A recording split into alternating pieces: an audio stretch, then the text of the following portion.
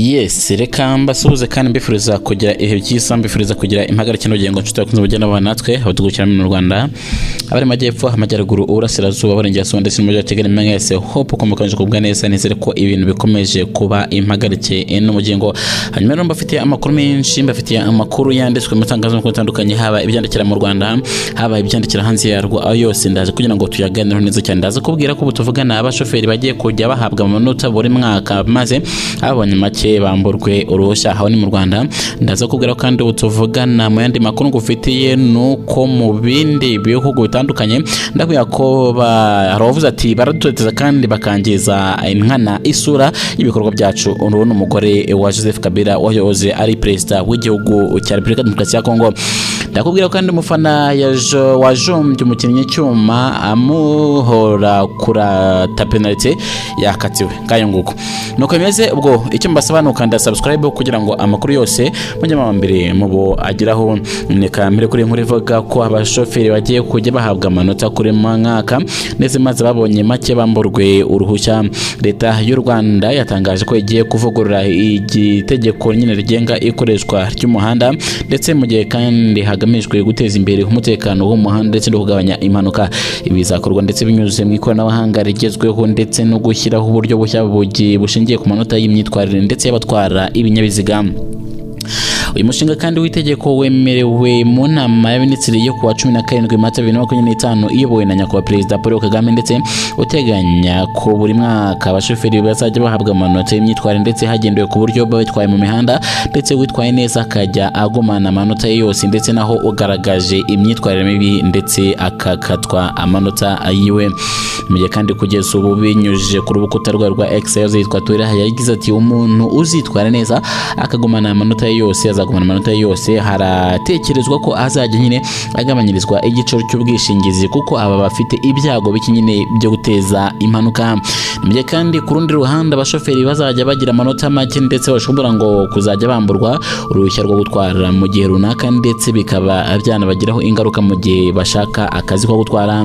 Minisitiri ndetse yakomeje asobanura ko amanota mabi azanagira ingaruka ku bwishingizi kuko ngo bizagaragaza ko hari ibyago nyine byinshi byo gukora impanuka.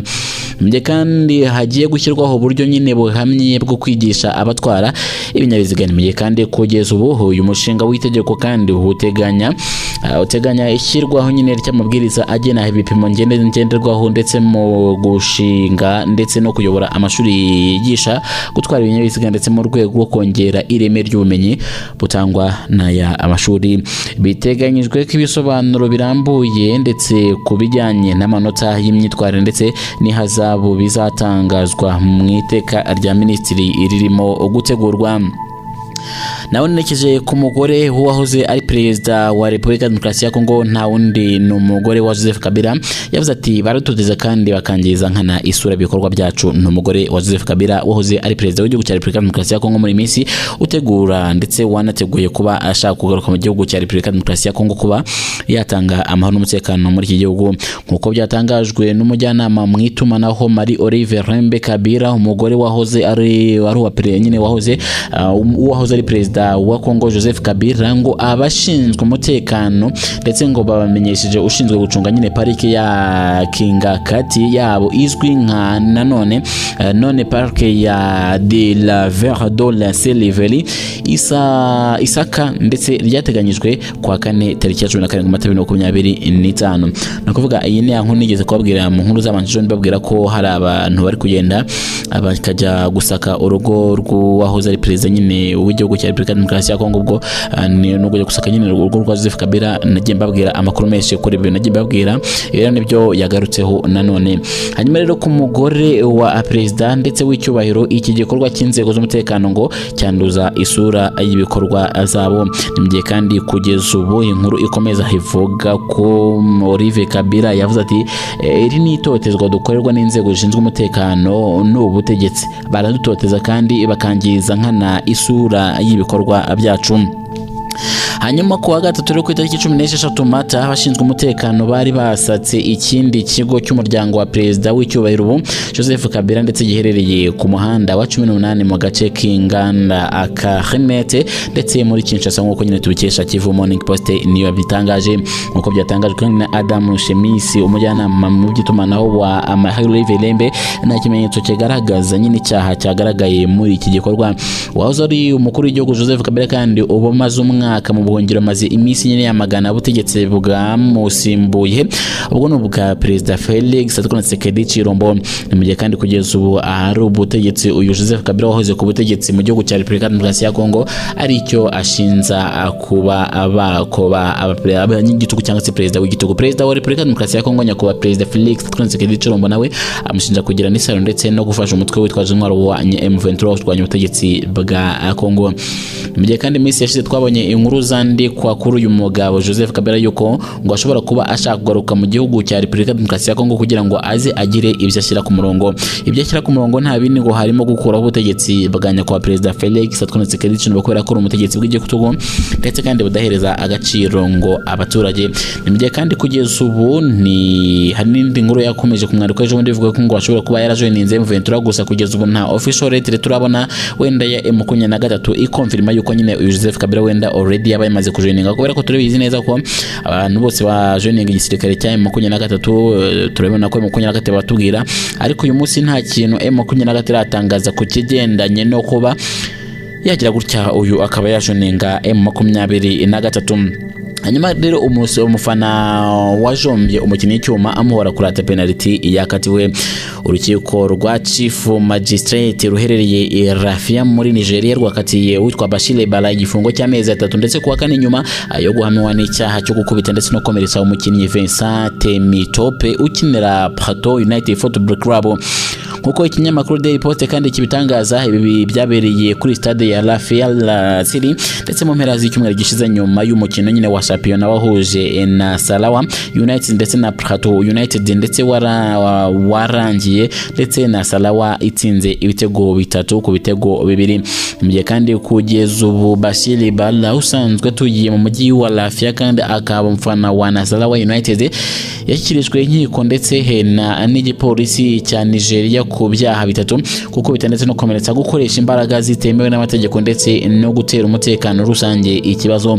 Mu nyeko kandi Bala yemeye ibyaregwa byose maze ahanwa hakurikijwe amategeko. Urukiko rwaje kumuhatira igihe kumatira igifungo cy'amezi 3 ariko rumuhana amahirwe yo kwishyura ihazabu ndetse aho gufungwa. Hanyuma reka amakuru tuyasoreze mu Burusiya tuvugana Uburusiya bwaburiye Ubudage bushaka guha Ukraine misile za Atulus. Kuri uyu wa kane Minisitiri w'Ububanyi n'Amahanga y'Uburusiya yahaye umuburo Ubudage ko ndetse kubijyanye nuko ngo bushobora kohereza misile ziraswa mu ntera ndende ziswe Tulus muri Ukraine. Umuvugizi wa Minisiteri y'Ububanyi n'Amahanga y'Uburusiya Maria Zakharova yatangaje ko Uburusiya ndetse buzafata ibitero nyine bya misile za Tulus ku bikorwa nyine remezo by'ubwikorezi nk'uruhare nyine rw'abadepite mu ntambara yo muri Ukraine.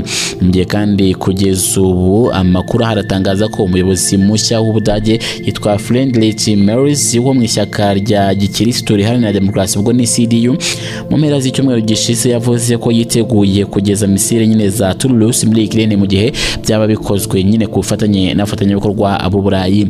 Abayobozi b'Uburayi kandi nka Minisitiri w'Ububanyi n'Amahanga w'Ubuholandi yitwa Kaspari yawe na Minisitiri w'Intebe wa Polonye yitwa Radoslav we ibishimiye ibyatangajwe na Merz ndetse kwitangwa rya Tulus mu nama yabereye i Luxembourg ku wa mbere. Ngiye kandi kugeza ubu Tulus KIPD 250 ni misile zifite ubushobozi bwo kugenda ku muvuduko wa kilometero 1.7 kuvuga ngo ni 720 ku isaha kandi zishobora kurasa igipimo kiri kuri metero zirenga kuri 500. Bisobanuye ko mire za Tulus zafasha Ukraine kugaba ibitero ndetse kure ku butaka bwo Burusiya. Ni mu gihe kandi ubwo Uburusiya nabwo na Ukraine nabwo n'ubundi kimambara ikomeje kujya mbere ariko mu gihe Leta Zunze Ubumwe za Amerika zikomeje kugaragaza ko zifite umuhanda ukomeye cyane wo kubazabasha guhagarika iyi ntambara yo muri Ukraine. Biri guca mu bigendanye no kuba uyu perezida w'igihugu cya Leta Zunze Ubumwe za Amerika na wundi yitwa Donald Trump yagirana ibiganiro na perezida wa Ukraine Vladimir, ndetse kandi bakagenda ibiganiro ku bijyanye no guhagarika intambara. Nubwo nabonye nyakubahwa perezida w'igihugu cya Congo cya Leta Zunze Ubumwe za Amerika ashaka kuba avuga ko bagirana ibiganiro bakagirana ibiganiro ndetse ibyo bigendanye n'imikoreshereze y'umutungo kamere wa Ukraine, gusa perezida n'ibintu yari atarumva. Reka tugire turebe ukuntu biraza kugenda. Ndabashimiye mukomeze kugira ibihe byiza, bye bye, kugira ibihe byiza.